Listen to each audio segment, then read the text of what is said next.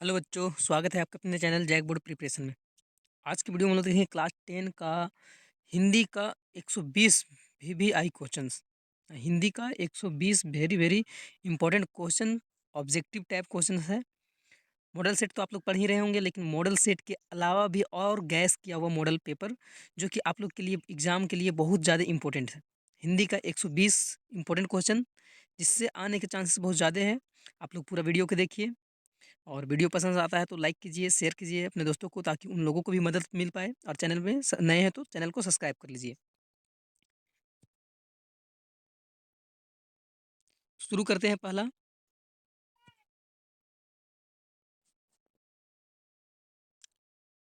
खंड अ में है, वस्तुनिष्ठ प्रश्न का है। निम्नलिखित गद्यांश को ध्यानपूर्वक पढ़कर प्रश्न संख्या 1 से लेकर 4 तक का सही विकल्प का चयन करना है। गद्यांश क्या है? किसान का जीवन बनाने में ही भारत का सर्वोदय है। भारत का किसान जो है वो देखभाल करके चलने वाला है। वह सदियों से अपना काम चतुराई से करता आ रहा है। वह परिश्रमी है। खेत में जब उतरता है तो कड़ी धूप में भी सिर पर चादर रखकर वह डटा रहता है। वह स्वभाव से मितव्ययी है और उसे बुद्ध का पुराणपंथी कहना अपनी आंखों अंधापन। भारतीय किसान को उसकी भाषा में जब कोई अच्छी बात बताई जाती है तब वह उसे चाव से सीखता है और अपनाने की कोशिश करता है। आगे लिखा हुआ है कि संतोष और परिश्रम में भारतीय किसान संसार में सबसे ऊपर है और उसके सद्गुणों की प्रशंसा करनी चाहिए। फूस के छपरों, मतलब घर जो रहता है फूस का रहता है, छप्पर का रहता है, कि घरों में रहना दोष नहीं है। किसान ने जानबूझकर ऐसे घर को चुना है कि वह अपने घर को बांस और बल्लियों के ठाठ से, अपने ही जंगल की घास और अपने ही ताल की मिट्टी से बनाई हुई कच्ची ईंटों से बनाता है। और इसमें एक बड़ा लाभ यह है कि किसान बाहरी जगत का मुंह नहीं ताकता, वह अपने ही क्षेत्र व स्वावलंबी बन जाता है। मतलब ये जो भारत के किसान के बारे में था। अब इससे जो क्वेश्चन पूछा है उसका आंसर देना है। पहला क्वेश्चन है, भारतीय किसान का उल्लेखनीय गुण है। मतलब भारतीय किसान का उल्लेखनीय गुण क्या है? रूढ़िवादिता एवं दूरदर्शिता है, ऋतुओं की प्रकृति का ज्ञाता है, अपनी चादर के अनुसार पैर पसारने वाले हैं, या परिश्रमी हैं, मितव्ययी हैं, देखभाल से चलने वाले हैं। तो डी नंबर इसका सही आंसर हो जाएगा कि परिश्रमी है भारतीय किसान। दूसरा नंबर क्वेश्चन है, भारतीय किसान किस बात में संसार में सबसे ऊपर है? मतलब पूरा दुनिया में सबसे ऊपर भारतीय किसान किस को लेकर है? अशिक्षा एवं परंपरावाद में, सात्विकता एवं पवित्रता में, संतोष एवं परिश्रम के जीवन जीने में, या डी नंबर है गरीब एवं कर्मठता में। मतलब जो इसका जो है सही आंसर हो जाएगा वो सी नंबर हो जाएगा, संतोष एवं परिश्रम का जीवन जीने में ये जो है भारतीय किसान संसार में सबसे ऊपर है। तीसरा क्वेश्चन है, भारतीय किसान को स्वावलंबी कैसे कहा जा सकता है, किस वजह से? तो आत्मनिर्भर के कारण, अपना मकान स्वयं बनाता है उसके कारण, अपना जल संसाधन पैदा करता है उसके चलते, या फिर तो डी नंबर है अपने खेतों को स्वयं जोतता है और खोदता है और निराता है उसके चलते। तो जो भारतीय किसान है उसको अपना मकान जो है स्वयं बनाता है, तो इसके चलते बी नंबर इसका सही आंसर हो जाएगा। 4 नंबर क्वेश्चन है, नीचे दिए गए शीर्षक में से उपयुक्त गद्यांश का उचित शीर्षक लिखना है। मतलब एक अपना नाम देना, हेडिंग देना है, क्या इसका शीर्षक होना चाहिए? भारतीय किसान, आत्मनिर्भर, स्वावलंबी, उपयुक्त में से कोई नहीं। मतलब यहाँ कौन जो है सुटेबल लग रहा है? तो भारतीय किसान इसका सही आंसर हो जाएगा। नेक्स्ट है, निम्नलिखित काव्यांश को ध्यानपूर्वक पढ़कर प्रश्न संख्या 5 से 8 के लिए सही विकल्प का चयन करना है। चलिए पढ़ते हैं।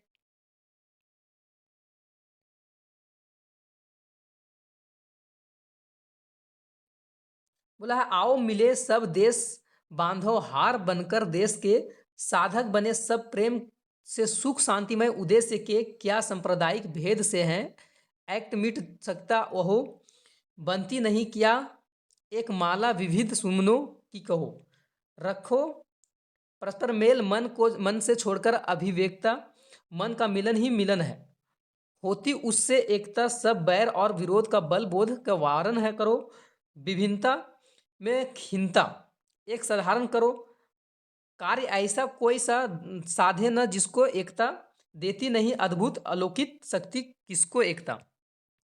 आगे है, दो एक एक दशा हुए किसने नहीं देखे सुने, हाँ शून्य के भी योग से अंक होते 10 गुने।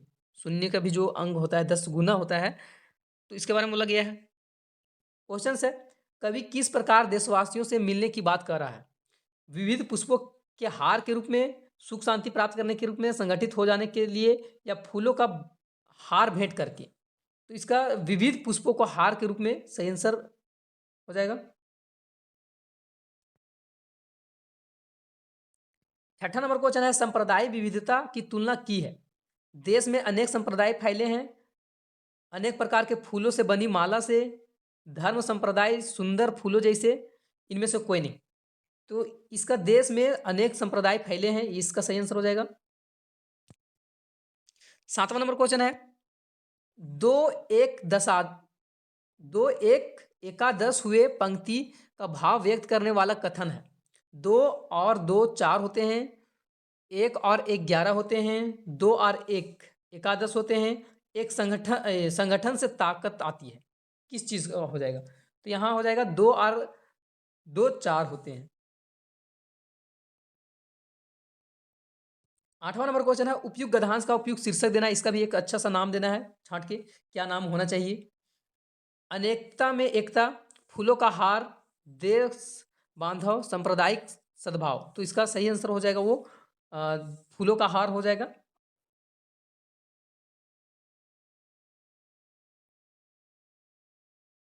नौवां नंबर क्वेश्चन है, इनमें से किस वाक्य में अकर्मक क्रिया है? व्याकरण से है, खंड ग में, ख में। इसमें से किस वाक्य में अकर्मक क्रिया, अकर्मक क्रिया? तो इसका शॉर्टकट ट्रिक्स है अकर्मक सकर्मक का, वो वीडियो में हम पहले भी बता चुके हैं। एक बार नहीं देखे तो वीडियो जाके देख लीजिएगा। बोला है कि इनमें से किस वाक्य में अकर्मक क्रिया है? सीता गाना गाती है, वह किताब पढ़ता है, मोहन सो रहा है, लता चाय पी रही है। तो अकर्मक बोला है। तो अकर्मक में क्या होता है वो समझेंगे। अगर जो कर्ता है और कर्ता के बाद तुरंत कर्म आ रहा है, कर्ता के बाद तुरंत में जो है क्या आ रहा है? कर्म आ रहा है। कर्म तुरंत जो है कर्म आ रहा है, मतलब कोई करता है, करने वाला है, और उसका तुरंत बाद में काम आ जा रहा है, तो उसको हम लोग अकर्मक क्रिया बोलते हैं। जैसे कि यहाँ सीता गाना गाती है, तो सीता का काम यहाँ करने वाली करता है, गाना जो है वो काम है, लेकिन बीच में फिर एक गाना आता है। उसी तरह से वह किताब पढ़ता है, वह जो है वो करता है, और किताब बीच में आ जा रहा है, और काम तो पढ़ना है, पढ़ना यहाँ काम है। वह जो है वो करता है और पढ़ना जो है वो काम है, लेकिन बीच में किताब आ जा रहा है, तो ये सकर्मक क्रिया कहलाएगा, है ना। अकर्मक में क्या होता है? अकर्मक में जैसे कि कोई करता है, उसका तुरंत बाद कर्म होना चाहिए। तो मोहन है, मोहन सो रहा है, मोहन है करता, और तुरंत काम आ जा रहा है सोना। उसी तरह से लता जो है, लता करता है ना, कर रही है, करता क्या है? लता है, और काम जो है पीना है, लेकिन बीच में चाय आ जा रहा है। तो इस वजह से इसका सही आंसर क्या होना चाहिए? तो इसका अकर्मक क्रिया जो है वो मोहन सो रहा है, मतलब कर्ता के बाद तुरंत कर्म आ रहा है, तो वही क्या होता है? अकर्मक क्रिया होता है। ये शॉर्टकट ट्रिक्स है इसका। कौन सा वाक्य सकर्मक क्रिया है? सकर्मक मतलब कि सकर्मक में क्या होना चाहिए कि काम को जो कर रहा है उसका बीच में कोई और भी चीजें बात आ जा रहा है, तो वो सकर्मक कहलाएगा। जैसे कि बच्चा रोता है, लड़का हंसता है, डायरेक्ट काम। बच्चा बच्चा जो है वो करने वाला है, रो रहा है तो तुरंत आ जा रहा है, लड़का हंस रहा है तुरंत आ जा रहा है। रीता खाना खाती है, पंछी उड़ रहे हैं, पंछी जो है उड़ रहे हैं तुरंत, मतलब जो पंछी है तुरंत उड़ जा रहे हैं। तो ये सारे के सारे क्या है? अकर्मक है। यहाँ सकर्मक पूछा है, तो सकर्मक सी नंबर हो जाएगा। कैसे हो जाएगा? तो सकर्मक में हम क्या बताएं अभी कि सकर्मक क्रिया में जो है वो कर्ता के बाद कोई और बीच में, कर्ता और कर्म के बीच में कोई और भी शब्द आ जाना चाहिए। जैसे कि रीता जो है वो खाना खाती है, तो रीता जो है खाना खाती है, रीता करता है, और यहाँ काम जो है वो खाना है, लेकिन बीच में फिर एक खाना आ जा रहा है, तो इस वजह से ये सकर्मक क्रिया हो जाएगा। 10 नंबर का क्या हो जाएगा? सी। 11 नंबर है, जलज का अनेकार्थी नहीं है। जलज जो है उसका और भी दूसरा शब्द क्या नहीं है? कमल, मोती, मछली, बादल। जलज, तो मोती जो है वो अनेकार्थी शब्द नहीं है। 12 नंबर क्वेश्चन है, दो पदों या शब्दों के मेल से बना तीसरा पद क्या कहलाता है? दो पदों के मेल से जो पद बनता है, और दो पदों को या फिर तो शब्दों के मेल से जो तीसरा पद बनता है उसको क्या कहते हैं? तो समास कहते हैं। इसका सही आंसर हो जाएगा समास। 13 नंबर क्वेश्चन है, प्रतिदिन कौन सा समास है? प्रतिदिन कौन सा समास है? अव्ययी भाव समास, कर्मधारय समास, तत्पुरुष समास, बहुव्रीहि समास। तो प्रतिदिन जो है वो अव्ययी भाव समास है। 14 नंबर क्वेश्चन है, नीला है जो कंठ नीलकंठ किस समास का विग्रह है? नीला है जो कंठ ये किस समास जो है इसका विग्रह है? तो इस सही आंसर इसका हो जाएगा कर्मधारय समास।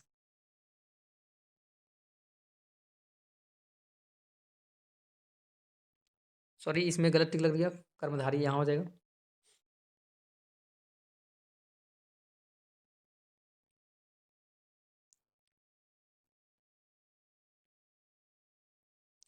नेक्स्ट 15 नंबर क्वेश्चन है, जब वर्षा होती है तब मोर नाचने लगते हैं, रचना के आधार पर वाक्य का भेद बताना है।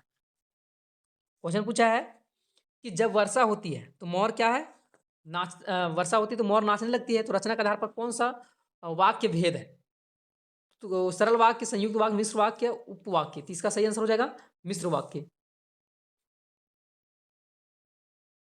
16 नंबर क्वेश्चन है, जिस वाक्य में कर्ता के काम को प्रधानता दी जाती है वह कौन सा वाच्य होता है? कर्ता, जिस वाक्य में कर्ता के काम को प्रधानता दी जाती है वो कौन सा वाच्य होता है? कर्तृवाच्य, कर्मवाच्य, भाववाच्य, इनमें से कोई नहीं। तो कर्मवाच्य हो जाएगा इसका सही आंसर। अगला है, बालक खाली स्थान है ना, बालक चांद खाली स्थान देख रहा है, तो यहाँ क्या भराएगा? चांद की ओर देख रहा है ना, तो सही आंसर इसका ए हो जाएगा। 18 नंबर है, निम्न में से कौन सा शब्द समुच्चय बोधक अव्यय है? धीरे धीरे, अरे, अथवा, तत्पुरुष। समुच्चय बोधक अव्यय के बारे में पूछा है, तो कौन सा है? तो अथवा हो जाएगा समुच्चय बोधक। ग में है, खंड ग में, किताब से। निम्नलिखित प्रश्नों का सही विकल्प का चयन करना है। उद्धव के व्यवहार की तुलना किसके पत्ते से की गई है? पीपल के पत्ता, कमल के पत्ता, केला के पत्ता, नीम के पत्ता। तो इसका सही आंसर हो जाएगा कमल का पत्ता से। कृष्ण के चरणों में क्या सुशोभित है? कृष्ण के चरणों में क्या सुशोभित है? पुष्प, नुपुर, खड़ाऊ, अगला है इनमें से कोई नहीं। तो इसका सही आंसर हो जाएगा पुष्प। 21 नंबर है, किस महीने में चारों तरफ हरियाली छा जाती है? फागुन, माघ, वैशाख, आषाढ़। तो चारों तरफ हरियाली जो है फागुन में आ जाती है, तो इसका सही आंसर ये हो जाएगा। 22 नंबर है, हर सुख में क्या छिपा रहता है? दुख, प्रेम, दर्द, याद। तो हर सुख में जो है वो दुख छिपा हुआ रहता है। चश्मे वाला को पान वाला क्या समझता था? कैप्टन, पागल, ईमानदार, गरीब। तो पागल समझता था। बाल गोविंद का व्यवहार कैसा था? खेती, दुकानदारी, व्यवसाय जो था बाल गोविंद भगत का, जो व्यवसाय था वो किस तरह का था? खेती का था, दुकानदारी का था, पुस्तक विक्रेता था, इनमें से कोई नहीं। तो खेती बाड़ी करने वाले थे, तो इसका ये सही हो जाएगा 24 का। 25 नंबर क्वेश्चन है, इलाहाबाद के सड़क पर फादर क्या करते दिखते थे? पैदल चलते हुए, उपदेश देते हुए, बच्चों को पढ़ाते हुए, साइकिल चलाते हुए। तो इलाहाबाद में जो है वो साइकिल चलाते हुए दिखते थे।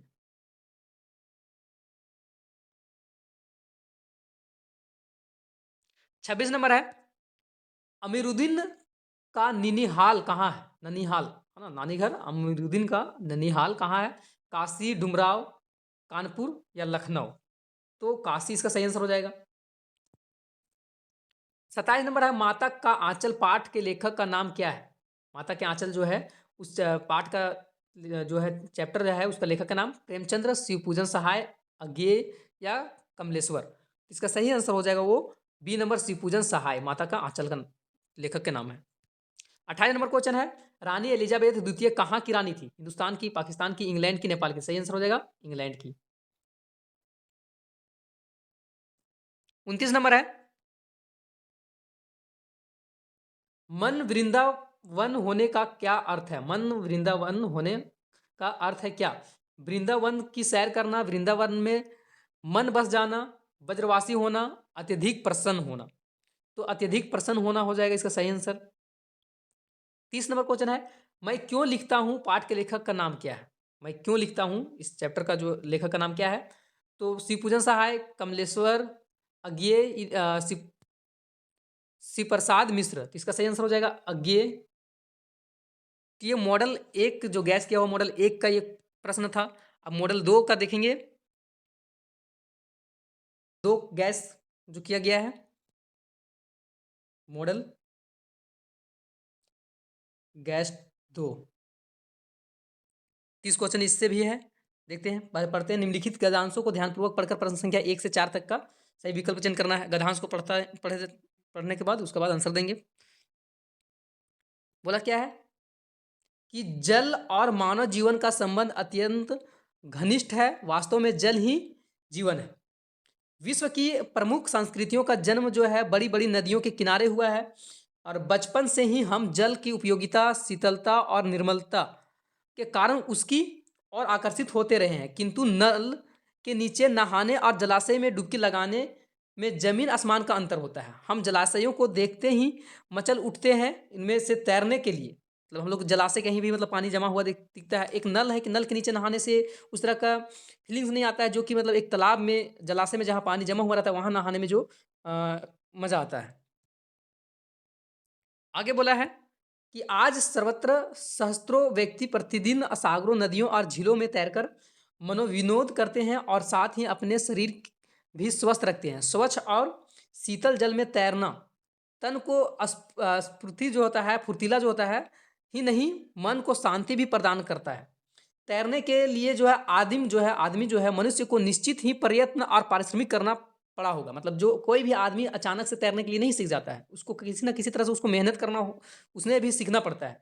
क्योंकि उसमें अन्य प्राणियों की भांति तैरने का जन्मजात क्षमता नहीं होता है। सब प्राणी जो है वो अचानक जब पैदा होते ही वो तैरने के लिए नहीं सीख जाता है। तो जब मछली जो है ना, जल की मछली आदि जल जीवों को स्वच्छंद विचरण करते हुए देख मनुष्य उसी प्रकार तैरने को सीखने का प्रयत्न करता है और धीरे धीरे उस इस कार्य में निपुणता, मतलब उसको सफलता भी मिलता है, प्राप्त कर ली है। और आज तैराकी एक कला के रूप में गिनी जाने वाली, विश्व में जो भी खेल प्रतियोगिता आयोजित की जाती है उनमें से तैराकी प्रतियोगिता अनिवार्य रूप से सम्मिलित की जाती है। तो तैरना हर किसी को सीखना चाहिए। क्वेश्चन क्या है, तैराकी द्वारा हमारा जो है, तैराकी के द्वारा कौन सा लाभ प्राप्त होता है? तैरने के लिए अगर सीख जाता है आदमी तो क्या फायदा मिलता है?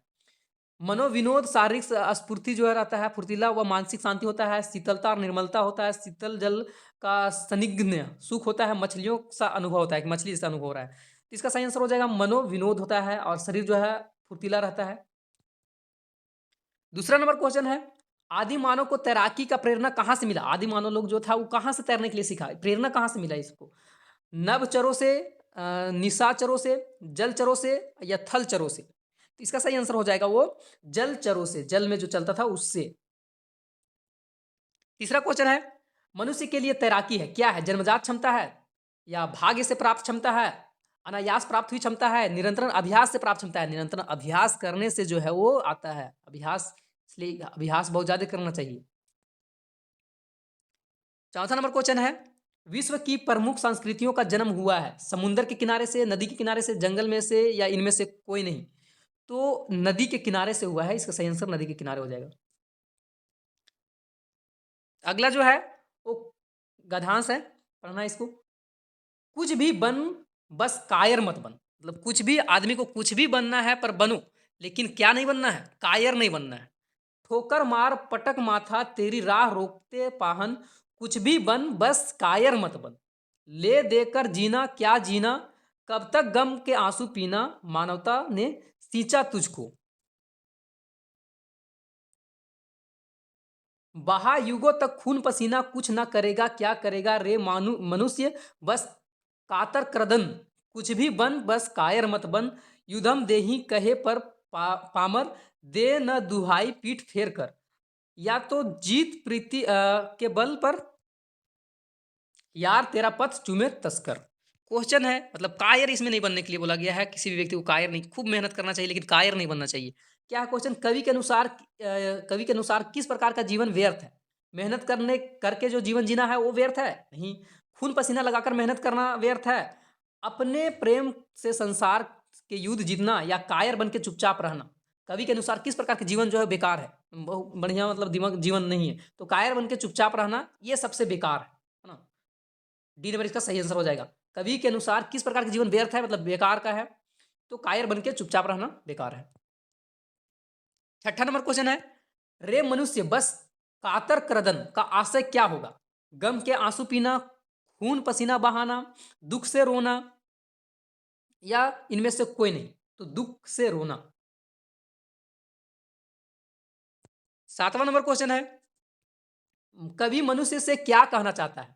दुख का रोना रोता रहे, दुख के कारण जो है रो रहा है रोते रहो, या विपरीत परिस्थितियों को देखकर डर जाए, या बस चुपचाप अपनी जिंदगी जिए, या मनुष्य कायर बनकर ना रहे। मनुष्य कवि जो है मनुष्य से क्या कहना चाह रहा है? तो इसका सही आंसर क्या होना चाहिए? डी नंबर हो जाएगा, मनुष्य जो है वो कायर बन के ना रहे। जो भी हो कायर बनना ही नहीं है।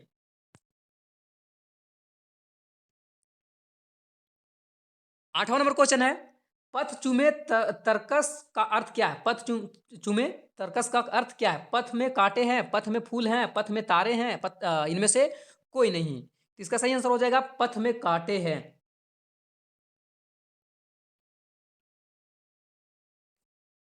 अगला है व्याकरण से है।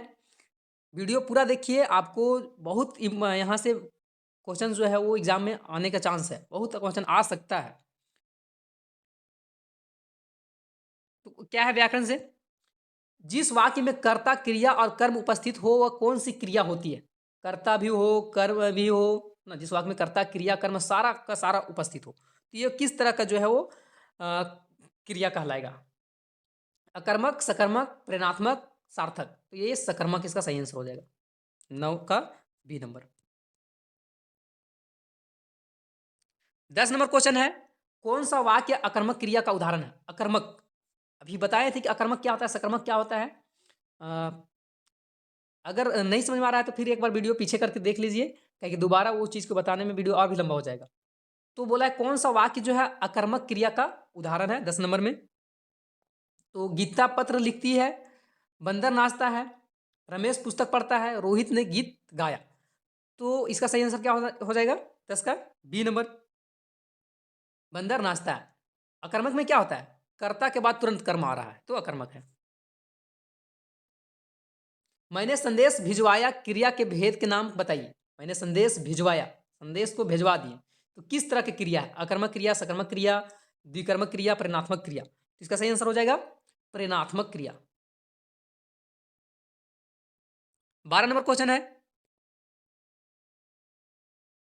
दादी बच्चों की कहानी सुनाती है, इनमें से क्रियापद कौन सा है? दादी जो है बच्चों को क्या कर रही है? कहानी सुना रही है, तो कौन सा क्रियापद है?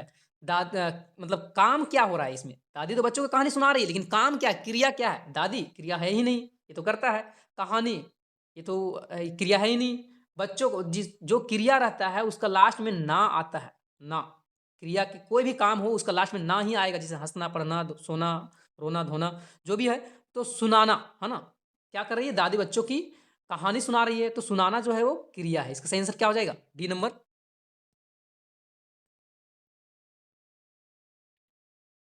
13 नंबर क्वेश्चन है,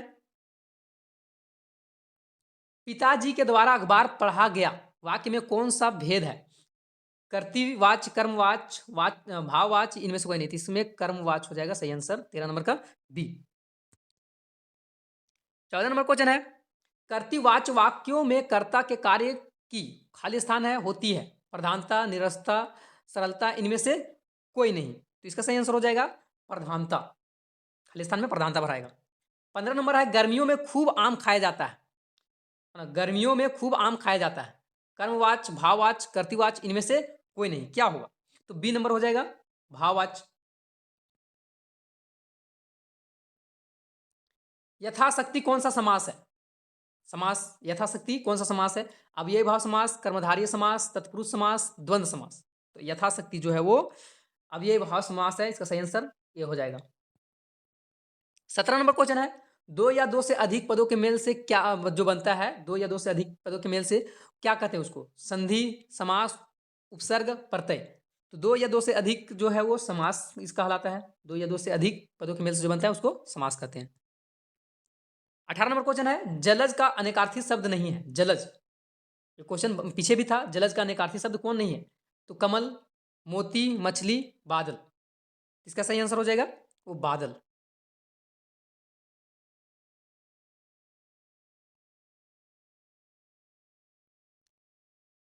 ग नंबर में है, खंड ग में किताब से।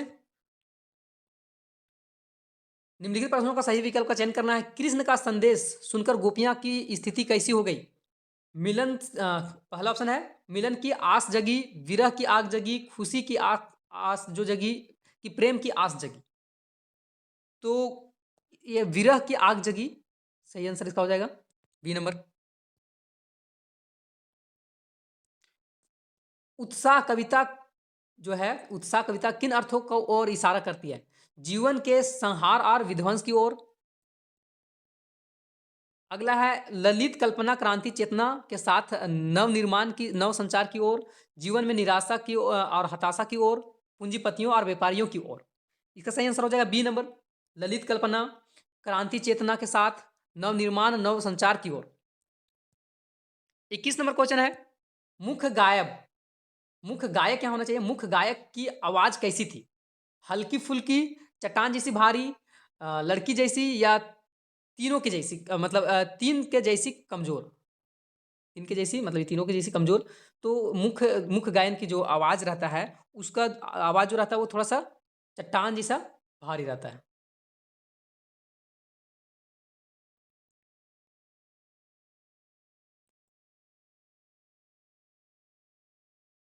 अगला क्वेश्चन है 22 नंबर,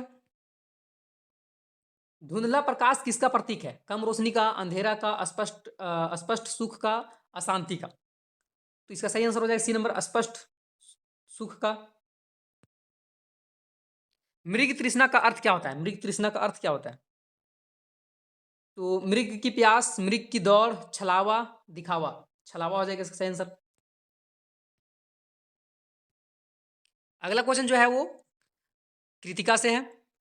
पाठ माता का आंचल में मर्दुए शब्द किसके लिए प्रयोग होता है? लेखक ने अपने पिता के लिए, या लेखक की माता ने जो है, लेखक की माता ने लेखक के पिता के लिए किए हैं, या फिर तो अगला जो है वो लेखक की माता ने लेखक के लिए किया है, और या फिर तो लेखक की जो है, इनमें से किसी ने किसी के लिए नहीं किया गया है। मतलब मर्दुए शब्द जो है माता के आंचल चैप्टर में जो है वो मर्दुए शब्द पर प्रयोग किया गया है। तो मर्दुए शब्द किसके लिए बोला बोला गया है? तो यहाँ जो है लेखक जो है, लेखक की माँ बोलती है लेखक के पिता के लिए कि मर्दुए क्या जाने, है ना, इस तरह से। तो इसका सही आंसर क्या हो जाएगा 24 का बी नंबर।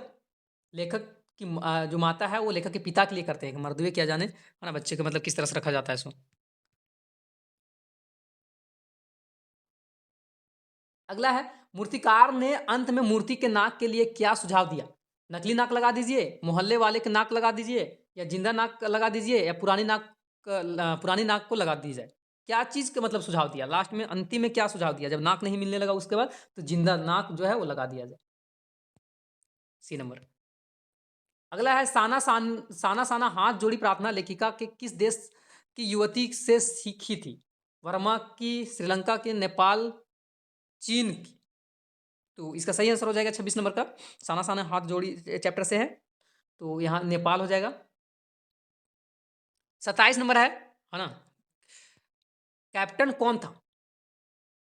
पान वाला चैप्टर जो है ना, कैप्टन कौन था? अवकाश प्राप्त सैनिक, आजाद हिंद फौज की सिपाही, चश्मा वाला, या नगर पालिका का सदस्य था? तो कौन था कैप्टन? तो वो चश्मा बेचने वाला था। कैप्टन जो था कौन था? चश्मा बेचने वाला। लखनवी अंदाज से है क्वेश्चन, लेखक ने खीरा खाने से क्यों इनकार कर दिया? खाने की इच्छा नहीं थी, आत्मसम्मान की रक्षा के लिए, घमंडी होने के कारण, दूसरों की चीज खाना पसंद नहीं करते थे, आत्मसम्मान के लिए। इसका सही आंसर हो जाएगा 28 का बी नंबर, 28 का बी नंबर। 29 नंबर है, फादर कमील बुल्के हिंदी को किस रूप में देखना चाहते हैं? एक बोली के रूप में, सामान्य भाषा के रूप में, राष्ट्रभाषा के रूप में, अंतर्राष्ट्रीय भाषा के रूप में। इसका सही आंसर हो जाएगा राष्ट्रभाषा के रूप में। 30 नंबर क्वेश्चन है, मृदंग कब बजती है? जब लड़कियां का संग हो, जब लड़कों का संग हो, जब माता का संग हो, जब पिता का संग। तो जब किसका, जब लड़कों का संग हो तब मृदंग बजता है। ये भी वही चैप्टर से है, माता का आंचल चैप्टर से। तो ये था 30 क्वेश्चन, दूसरा मॉडल सेट, मतलब गैस किया हुआ से। अब और तीसरा चौथा भी 2 सेट और बचा हुआ है, पूरा वीडियो आप लोग देखिए। ये है तीसरा मॉडल सेट गैस किया हुआ। इसके बाद एक और मॉडल सेट है। 4 मॉडल सेट एक वीडियो में आपको मिल रहा है, जो कि अगला वीडियो देखने की ज़रूरत भी नहीं पड़ेगा। बहुत क्वेश्चन से मिल गया है, 120 क्वेश्चन काफ़ी क्वेश्चन हो सकता है। शुरू करते हैं।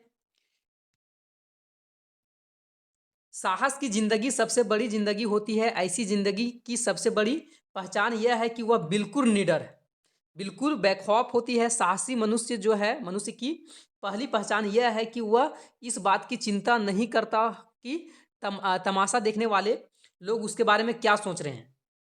जो मेहनत करने वाला है ना, जो साहसी होता है, वो जो तमाशा देख रहा है उसके बारे में ये नहीं सोचता कि वो क्या सोचेगा। जनमत की उपेक्षा जीने वाले जो है आदमी दुनिया की असली ताकत होता है, और मनुष्यता का प्रकाश भी उसी आदमी से मिलता है। आगे बोला है कि अड़ोस पड़ोस के जो देखने वाले लोग हैं, है ना, अड़ोस पड़ोस के जो देखकर चलना, या फिर तो यह साधारण जीव का काम है। क्रांति करने वाले लोग अपने उद्देश्य की तुलना न तो पड़ोसी के उद्देश्य से करते हैं, और न ही अपनी चाल को ही पड़ोसी की चाल देखकर मध्यम बनाते हैं। साहसी मनुष्य उन सपनों में भी रस लेता है जिनके जिनके सपने जो है वो कोई व्यवहारिक अर्थ नहीं होता है। मतलब यहाँ जो है मेहनती व्यक्ति के बारे में, मेहनती लोग के बारे में बोला गया है। क्वेश्चन क्या है? तो लेखक के अनुसार किस प्रकार की ज़िंदगी सबसे बड़ी ज़िंदगी कही जाती है? समझौतावादी वाला ज़िंदगी जो है, साहस की ज़िंदगी, सदगीपूर्ण ज़िंदगी, या फिर तो डी नंबर है अवसरवादी ज़िंदगी। तो यहाँ जो है वो सादगीपूर्ण ज़िंदगी इसका सही आंसर हो जाएगा। दूसरा है, साहसी मनुष्य की पहली पहचान यह है कि वह, है ना, साहसी मनुष्य का पहला पहचान क्या होता है? कि सदा आगे बढ़ता जाता है, लोग की सोच की परवाह नहीं करता है, बिल्कुल लापरवाह नहीं करता है, या बाधाओं से नहीं घबराता है। आदमी किसको बोला जा सकता है? साहसी कौन है? तो जो लोगों की सोच की परवाह नहीं करता है कि अरे लोग क्या सोचेंगे, क्या करेंगे, उससे कोई फर्क नहीं पड़ता है। ये साहसी व्यक्ति का जो है पहचान है। लोगों की परवाह नहीं करता है, जो लोगों को बोलना है बोलने दो। तीसरा नंबर है, दुनिया की असली ताकत किस प्रकार के लोग होते हैं? दुनिया की असली ताकत किस प्रकार के लोग में जो होता है? वो लोगों की उपेक्षा करके जीने वाले, सब लोगों की सलाह मानने वाले, पृथककर्ता जो है, पृथककर्ता को महत्व देने वाले, पड़ोसी की बात जो है, पड़ोसी की बात सिर झुकाकर मानने वाले। मतलब पड़ोसी की बात है जो सिर झुका के हम मान रहे हैं, जैसे बोल रहे हैं वैसे। तो क्या होना चाहिए इसका सही आंसर? तो ए नंबर हो जाएगा। लोगों की उपेक्षा करके जीने वाला जो है वो असली ताकत है। चौथा नंबर क्वेश्चन है, निडर तथा बैखौफ जिंदगी होती है। निडर तथा बैखौफ जिंदगी होती है मनुष्य की, साहस की, देवता की, खतरों की, किसकी? किसकी? तो ये साहस की हो जाएगी आंसर, साहस की। आगे है, निम्नलिखित काव्यांश को पढ़ना है, कविता को पढ़ना है, और प्रश्न संख्या 5 से 8 तक का उत्तर देना है। चलिए पढ़ते हैं। शांति नहीं तब तक जब तक सुख भाग न नर का सम हो, नहीं किसी को बहुत अधिक हो, नहीं किसी को कम हो। ऐसी शांति राज है तन पर, नहीं हृदय पर। नर के ऊंचे विश्वास पर, श्रद्धा भक्ति प्रणय पर। न्याय शांति का प्रथम न्यास है, जब तक न्याय न आता, जैसा ही हो महल शांति का सुदृढ़ नहीं रह पाता। कृत्रिम शांति का सशंक आप अपनों से ही डरती है, खड़ग छोड़ विश्वास किसी का कभी नहीं करती है। और जिन्हें इन शांति का व्यवस्था में सुख भाग जो है वो सुख भाग सुलभ है, उनके लिए शांति ही जीवन जो है, शांति का जीवन जो है सार सिद्धि दुर्लभ है। आगे बोला है कि जिनकी अस्थियां चबाकर सोनित पीकर तन का जीती है, यह शांति दाह समझो कुछ उनके मन का। स्वतः मांगने से न मिले तो लड़के, तेजस्वी छीनते समर को जीत या कि खुद मर। किसने कहा कि पाप है समुचित स्वतत प्राप्ति का हित लड़ना? आगे बोला गया है, उठा न्याय का खड़ग समर में उभय मरना, क्षमा दया तब तेज मनोबल की देह वृथा, दोहाय धर्मराज। व्यंजित करते तुम मानो की कदराई, हिंसा का आघात तपस्या ने कब कहाँ साए। देवों की दल सदा दानवों से हारता रहा है। अब यहाँ क्वेश्चन बोला है, मनुष्य का कोई अस्थाई शांति कब प्राप्त होती है? मनुष्य का जो है अस्थाई शांति, मनुष्य को जो है अस्थाई शांति कब प्राप्त होता है? प्रत्येक के भाग में असमान वितरण हो तब, प्रत्येक ताकत के बल बल जो है से शांति प्राप्त करता हो, सिद्धियां प्राप्त होने के बाद, या प्रत्येक मनुष्य के सुख सुविधाओं को न्यायपूर्ण वितरण हो तब। तो इसका सही आंसर हो जाएगा वो डी नंबर हो जाएगा, प्रत्येक मनुष्य के सुख सुविधाओं को न्यायपूर्ण वितरण हो तब। छठा नंबर क्वेश्चन है, स्वतः मांगने से न मिले तो लड़ के पंक्ति का आशय क्या है? जो मतलब अधिकार लड़कर नहीं शांति से प्राप्त करें, या अपने अधिकार मांगकर नहीं मिलते हैं, या मांगने से अधिकार न मिले तो वो वीर पुरुष लड़कर प्राप्त करते हैं। ये छठा नंबर है, छठा का डी जो है वो लड़कर अपने अधिकार प्राप्त करते हैं। बोला क्या है, स्वतः मांगने से जो नहीं मिला है और उसे लड़के लेना है। तो इस पंक्ति का आशय क्या है, क्या होना चाहिए इसका मतलब? तो इसका सही आंसर सी हो जाएगा, मांगने से जो अधिकार नहीं मिला वीर पुरुष के जैसा लड़ो और उसको प्राप्त करो। सातवां नंबर है, अपना अधिकार पाने के लिए युद्ध करना कवि के अनुसार क्या है? पाप है, पुण्य है, विरोचित है, या पाप नहीं, मतलब अपना अधिकार के लिए लड़ रहे हैं तो वो क्या है? तो पाप नहीं कहलाएगा वो। अपना अधिकार के लिए कोई लड़ता है तो वो पाप नहीं कहलाता है। आठवां नंबर है, नहीं किसी को कम हो, और क्या कम नहीं होने चाहिए, मतलब कि यहाँ बोला गया है नहीं किसी को कम ना हो, क्या नहीं कम होने के लिए बोला गया है? तो सुख भाग, दुख भाग, धन भाग, इनमें से कोई नहीं, क्या कम नहीं होना चाहिए लोगों में? तो सुख का भाग जो है किसी का कम नहीं होना चाहिए, सबको सुख ही मिलना चाहिए। व्याकरण से है, चिड़िया आसमान में उड़ती है, इस वाक्य में कौन सी क्रिया है ना? चिड़िया आसमान में उड़ती है, तो कौन सा इस वाक्य में जो है कौन सा क्रिया है? क्रिया क्या, सकर्मक क्रिया है, अकर्मक क्रिया है, या दोनों है, या इनमें से कोई नहीं है? चिड़िया आसमान में क्या कर रही है? उड़ रही है। तो चिड़िया आसमान में उड़ रही है, ये हो जाएगा अकर्मक क्रिया। क्यों? कि चिड़िया है, उड़ना काम है, बीच में कौन आ गया? आसमान आ गया, तो इस तरह से जब आता है तो वो अकर्मक कहलाता है। तो चिड़िया आसमान में उड़ रही है तो ये अकर्मक क्रिया हो जाएगा।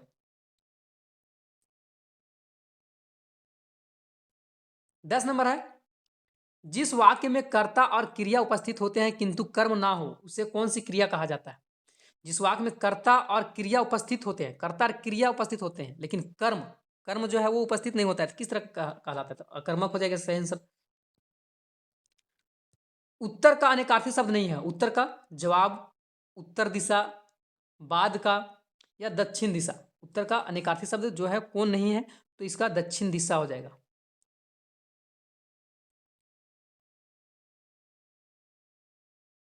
12 नंबर है, रात ही रात में विग्रह का जो रात ही रात में विग्रह का समस्त पद क्या है? रातों रात, रात और रात, रातों को, रातें। क्या सही आंसर हो जाएगा वो रातों रात। 13 नंबर है, जिस समास में पहला पद अव्यय और प्रधान होता है वह कौन सा समास होगा? जिस समास में पहला पद क्या हो? अव्यय हो और प्रधान होता है तो वह कौन सा समास कहलाता है?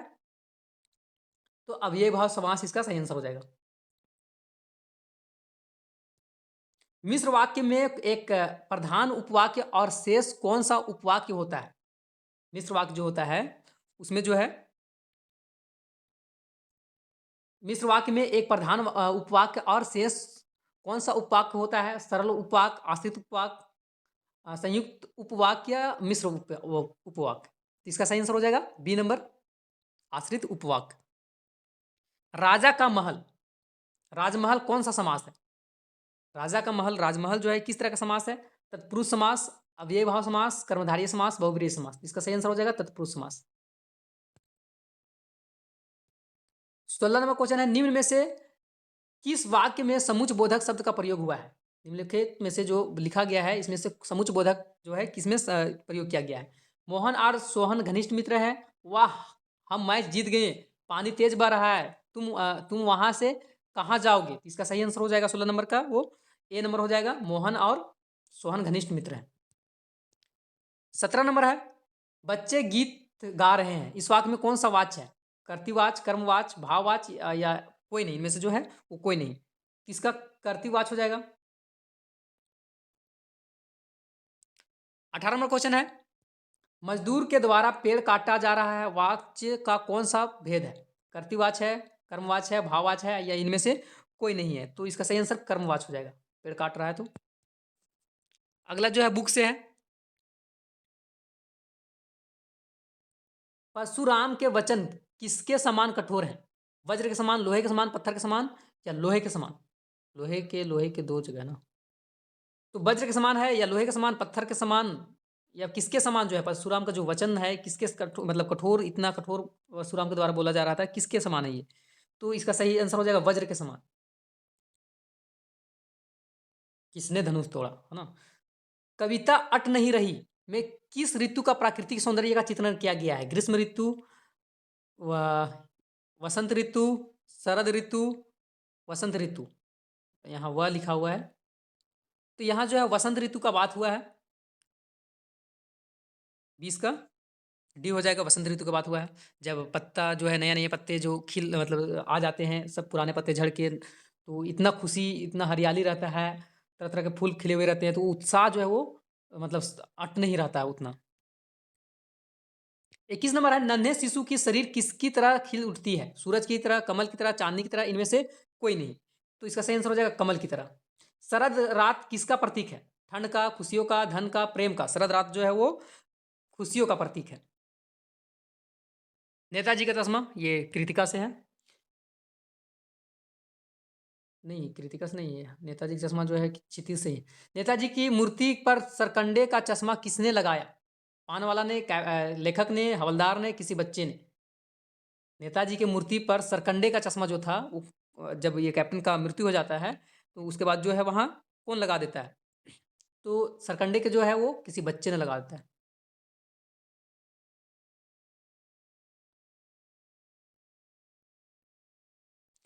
अकेले सफर का वक्त काटने के लिए नवाब साहब ने खीरा खरीदा था। क्वेश्चन पूछा है, अकेले सफर का वक्त काटने के लिए नवाब साहब ने क्या खरीदा था? तो खीरा खरीदा था। इसका सही आंसर क्या हो जाएगा? खीरा। भगत जी भजन गाते समय क्या बजाया करते थे? ढोल, ढपली, गिटार, खजड़ी, खंजड़ी। तो इसका सही आंसर हो जाएगा 25 नंबर का खंजड़ी। 26 नंबर है, काशी किसकी पाठशाला है? काशी किसकी पाठशाला है? संस्कृत की, संस्कृति की, संगीत की, नृत्य की? तो सही आंसर हो जाएगा वो संस्कृति की। पिताजी आटे की गोलियां किसे खिलाते थे? गायों की, बकरियों को, कबूतर की या मछलियों की? सही आंसर हो जाएगा मछलियों की इसका। 27 का डी नंबर। 28 नंबर है, जॉर्ज पंचम की खोई हुई नाक का नाप किसने लिया? सभापति, मूर्तिकार, रानी या दर्जी? तो मूर्तिकार इसका सही आंसर हो जाएगा, बी नंबर। जितेन ने जितेन ने खेदुम को, मतलब ये एक यात्रा वृत्तांत चैप्टर जो था उससे है। जितेंद्र ने खेदुम को किनका निवास बताया? देवी देवताओं का, बड़े व्यापारियों का, असुरों का या साप ग्रस्त का? तो इसका सही आंसर हो जाएगा वो देवी देवताओं का। 29 का ए। लास्ट है 30 नंबर, यही छैया झुलनी हे रानी हो रामा पाठ के जो पाठ के रचनाकार कौन है? तो शिवपूजन सहाय, कमलेश्वर, शिव प्रसाद मिश्र, रुद्र या अज्ञेय? तो इसका सही आंसर सी नंबर हो जाएगा। ये रहा 30 क्वेश्चन मॉडल गैस 3 से, और एक लास्ट मॉडल गैस 3 के बाद 4 बचा हुआ है। लास्ट मॉडल गैस है, मॉडल गैस नंबर 4।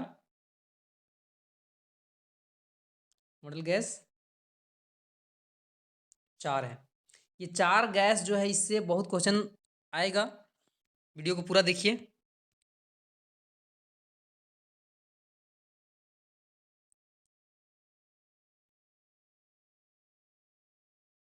गधांश है, चलिए पढ़ते हैं। हर किसी मनुष्य को अपनी राष्ट्र के प्रति गौरव, स्वाभिमान होना आवश्यक है। राष्ट्र से जुड़े समस्त राष्ट्र प्रतीकों के प्रति भी हमें स्वाभिमान होना चाहिए। राष्ट्र प्रतीकों को का या अधिक कोई अपमान करता है तो उसका पुरजोर विरोध भी करना चाहिए। राष्ट्र का जो भी मतलब अपमान करता है, हम लोग का देश का जो भी अपमान करता है तो उससे विरोध करना चाहिए।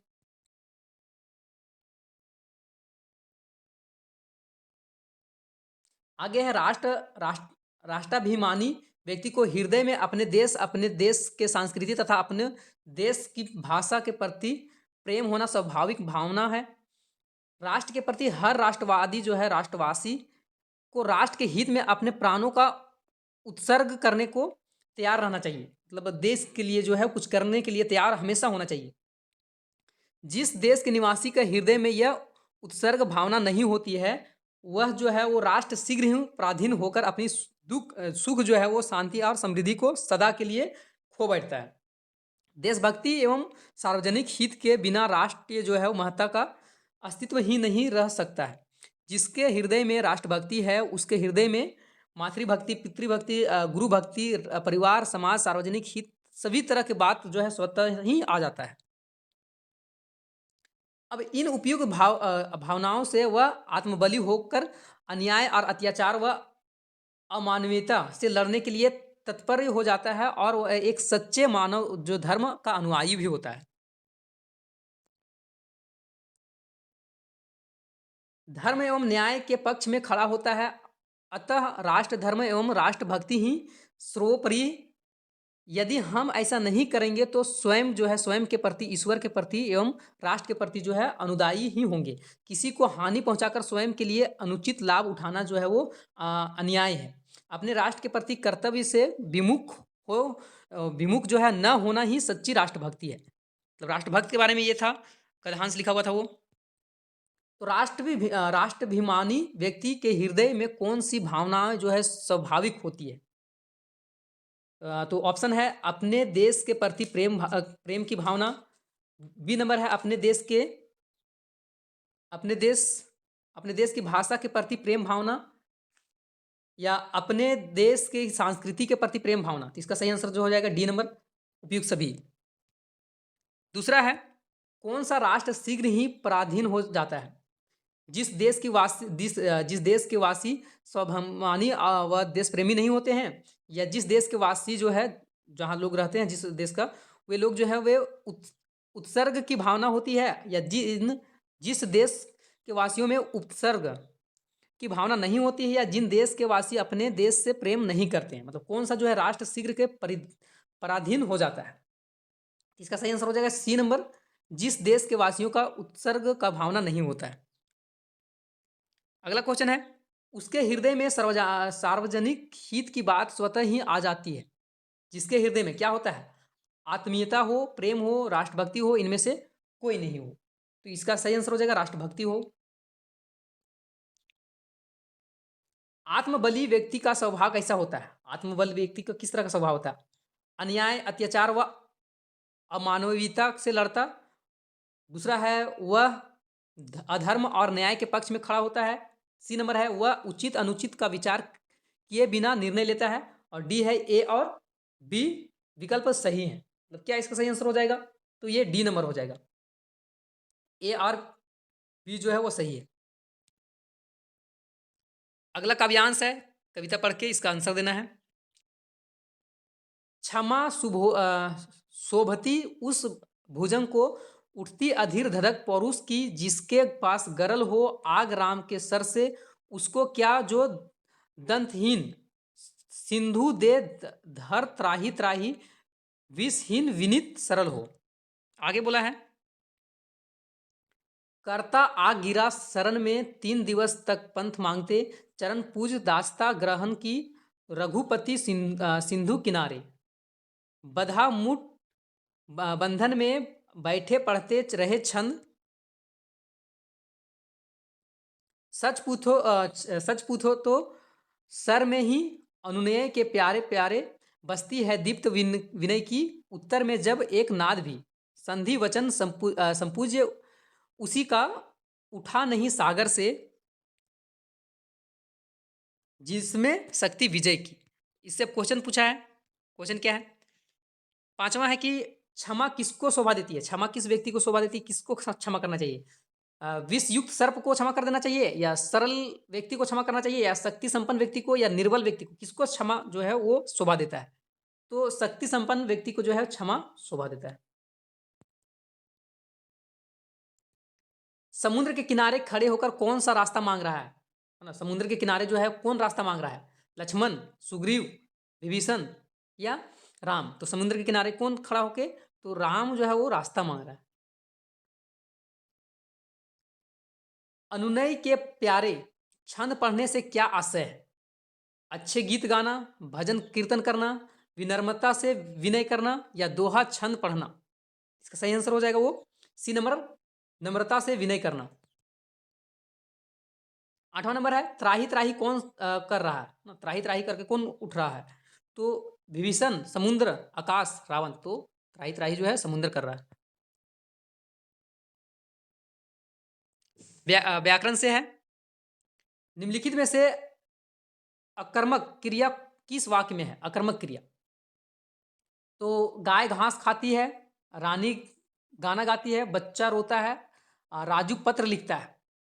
इसका सही आंसर हो जाएगा अकर्मक क्रिया में ये सी नंबर, बच्चा रोता है।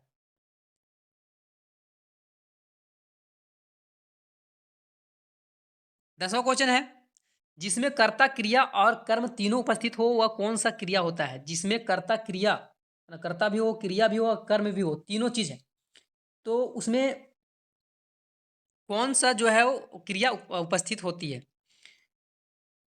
ऑप्शन है अकर्मक, सकर्मक, अकर्मक, सकर्मक दोनों, या इनमें से कोई नहीं। इसका सही आंसर हो जाएगा बी नंबर, सकर्मक, जिसमें क्या हो, कर्ता भी हो, क्रिया भी हो और कर्म भी हो। तो जो तीनों होता है तो उसको सकर्मक कहते हैं। कौन अरुण का अनेकार्थी शब्द नहीं है? सूर्य, लाल, चंद्र, सिंदूर। अरुण का जो है कौन, इसका सही आंसर हो जाएगा चंद्र। अरुण का अनेकार्थी शब्द नहीं है। 12 नंबर क्वेश्चन है, जब समास का प्रथम पद अव्ययी और प्रधान हो वहां कौन सा समास होगा? है ना, जब समास का प्रथम पद अव्ययी और प्रधान होता है तो वह कौन सा समास का होगा? तत्पुरुष समास, अव्ययीभाव समास, कर्मधारय समास या बहुव्रीहि समास। इसका सही आंसर हो जाएगा वो बी नंबर हो जाएगा, अव्ययीभाव समास। विद्यालय, विद्या के लिए आलय कौन सा समास है? विद्यालय में विद्या के लिए आलय जो है वो किस तरह का समास है? अव्ययी भाव समास, तत्पुरुष समास, कर्मधारय समास या द्वंद्व समास। तो इसका सही आंसर हो जाएगा वो तत्पुरुष समास, 13 नंबर का बी। 14 नंबर क्वेश्चन है, नीला है जो अंबर विग्रह पदों का सही समस्त पद क्या होगा? नीलांबर, नीला अंबर नीला, नीला और अंबर या नीला आकाश। इसका सही आंसर हो जाएगा वो नीलांबर। नीला है जो अंबर, नीलांबर। 15 नंबर क्वेश्चन है, रचना के आधार पर किस वाक्य में एक प्रधान वाक्य और शेष आश्रित उपवाक्य होता है? ऑप्शन है सरल, संयुक्त, मिश्र या उपवाक्य। तो इसका सही आंसर हो जाएगा वो मिश्र वाक्य हो जाएगा। समुच्च बोधक अव्यय के दो प्रमुख भेद कौन कौन से हैं? क्रिया विशेषण और क्रिया विशेषण और विशेषण, संयुक्त, सरल और संयुक्त, समानिधिकरण और व्यक्तिकरण या समुच्च बोध विषमयावधि बोधक और संबोधन। इसका 16 नंबर का सही आंसर हो जाएगा वो बी नंबर हो जाएगा, सरल और संयुक्त। 17 नंबर क्वेश्चन है, पिताजी द्वारा अखबार पढ़ा गया है वाक्य का कौन सा भेद है? कर्तृवाच, कर्मवाच, भाववाच या इनमें से कोई नहीं। पिता के द्वारा जो तो इसका सही आंसर हो जाएगा बी नंबर हो जाएगा, कर्मवाच। 19 नंबर क्वेश्चन है, कर्तृवाच के वाक्यों में कर्ता के कार्य क्यों होती है? प्रधानता होती है, निरस्त होती है, सरलता होती है, उपयोगिता होती है। इसका सही आंसर हो जाएगा सी नंबर, सरलता होती है। अब बुक से है, खंड ग में, उद्धव कृष्ण का कौन सा संदेश लेकर आए थे? प्रेम संदेह, अनुराग संदेह, योग संदेह, इनमें से कोई नहीं। इसका सही आंसर हो जाएगा ए नंबर, प्रेम संदेह। 19 यहां 2 है।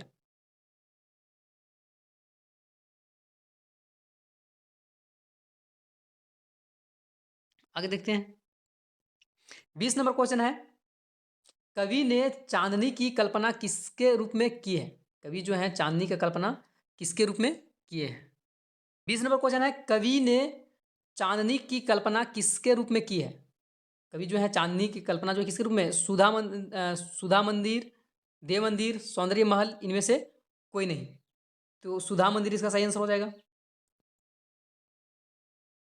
21 नंबर क्वेश्चन है, कविता में बादल किसके प्रतीक है? कविता में बादल जो है किसका प्रतीक है? भावनाओं का, सुख का, दुख का, क्रांति का। तो क्रांति का सही आंसर हो जाएगा। फसलों में किसकी मेहनत छिपी है? किसान की, बच्चों की, कवि की, इनमें से कोई नहीं। तो इसका क्या सही आंसर हो जाएगा? किसान की मेहनत फसल में छिपा हुआ रहता है। 22 का ये नंबर। 23 नंबर है, धुंधला प्रकाश किसका प्रतीक है? कम रोशनी का, अंधेरा का, स्पष्ट सुख का, अशांति का। इसका सही आंसर हो जाएगा वो स्पष्ट सुख का। 24 नंबर क्वेश्चन है, किसे देखकर हवलदार के चेहरे पर कौतुक भरी मुस्कान फैल गई? पान वाला को देखकर, बच्चे को देखकर, मूर्ति के चेहरे को देखकर, या इनमें से कोई नहीं? तो मूर्ति के चेहरे देखकर सही आंसर हो जाएगा। 25 नंबर क्वेश्चन है, बाल गोविंद किसके पद गाया करते थे? रहीम के, सूरदास की, कबीर के या तुलसीदास के? इसका सही आंसर हो जाएगा कबीर के गाना गाते रहते थे। 26 नंबर है, लेखक ने नवाब साहब के खीरा न खाने का कारण क्या था? उन्हें पसंद नहीं था, पेट भरा हुआ था, इच्छा नहीं था, इनमें से कोई नहीं? तो इसका जो सही आंसर हो जाएगा वो यहाँ आत्मसम्मान, इच्छा ही नहीं था। 27 नंबर, संस्कृति का संबंध किससे होता है? विकास भावना से, कल्याण भावना से, आस्था से, विनाश से? संस्कृति का जो है वो कल्याण भावना से होता है। दुलारी कौन था? कौन है, सॉरी, दुलारी कौन है? लेखिका, या कहानी की नायिका, अध्यापिका, या डॉक्टर? तो दुलारी जो थी वो कहानी की नायिका हो जाएगा सही आंसर।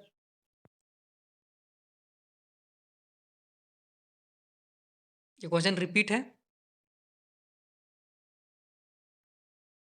30 नंबर क्वेश्चन है, दिल्ली में फौरन हाजिर होने का हुक्म किसे दिया गया? चित्रकार को, नाटककार को, मिस्त्री को, मूर्तिकार को? इसका सही आंसर हो जाएगा मूर्तिकार को। तो ये था 120 क्वेश्चंस हिंदी का वीवीआई क्वेश्चन।